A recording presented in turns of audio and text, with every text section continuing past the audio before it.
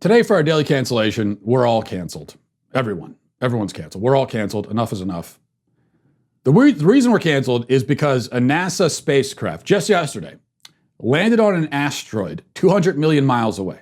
It landed, touchdown, collected samples to bring back to Earth.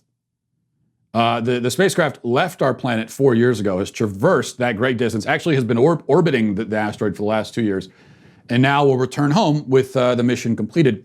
Now understand that this rock, about the size of the Empire State Building, is traveling 60,000 miles an hour. Just think about that. NASA sent a spaceship 200 million miles away. That's over 4 times the average, or rather the minimum distance between Earth and Mars. They sent it 200 million miles to an object only the size of a building, landed it in an area the size of 3 parking spaces, touching down only 3 feet from the precise targeted location. That is an utterly amazing engineering feat. It's mind-boggling. It's spectacular. There's even a short video footage of the event.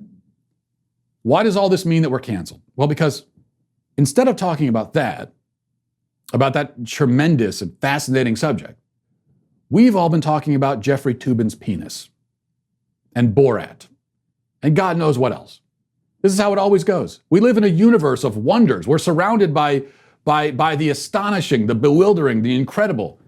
And none of that can hold our attention or attract our interest the way a story about a man publicly masturbating can, or the way that any gossipy nonsense can, or any pointless controversy.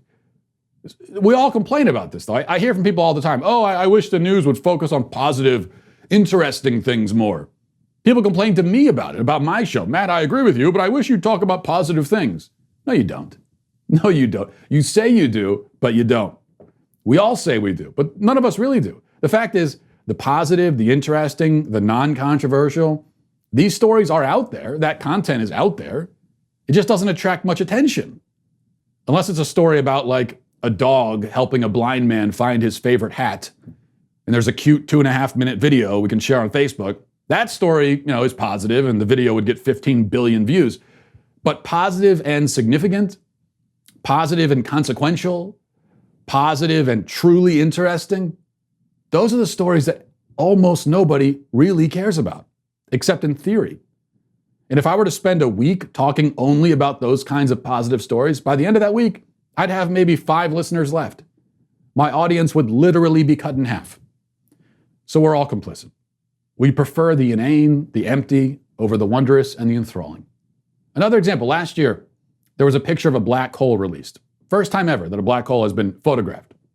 You can see it here.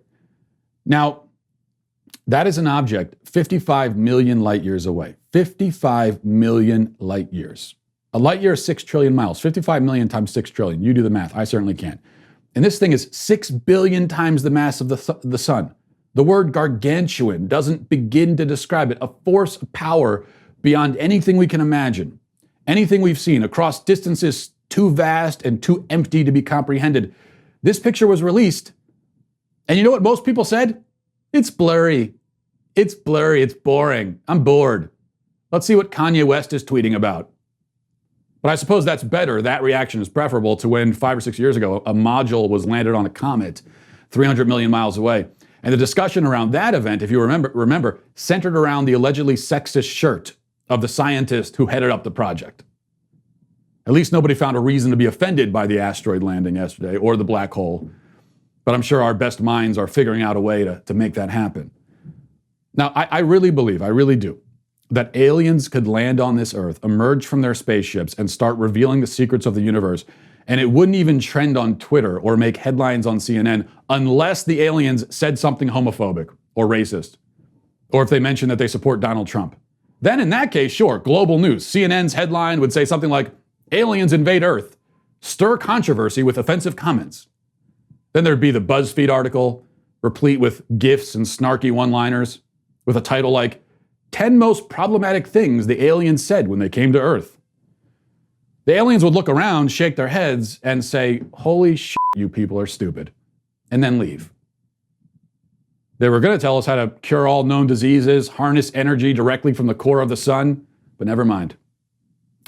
And after they leave, within 12 hours, the news cycle will have moved on. 3 months later, somebody will post a massively viral tweet that says, LOL, remember the time aliens came? And there'd be like a GIF from Spaceballs or Mars Attacks. And that will be the only record of the event. Humanity's last word on the subject. So we're all canceled. We're canceled for being us, for being human. It's our greatest flaw. And on that appropriately dour note and depressing note, I will end the show for today. The last show from my home here, which is also canceled, this studio. In fact, my first studio, which would, of course, be my car, was hauled away to the junkyard just this morning. And now this. So this is a time of change, of endings, and new beginnings. So that's going to do it for me. Have a great day. Farewell. Godspeed. Hey, you. You right there. Hit the subscribe button right now. Do it right now. I thank you for your compliance. It's somewhat appreciated.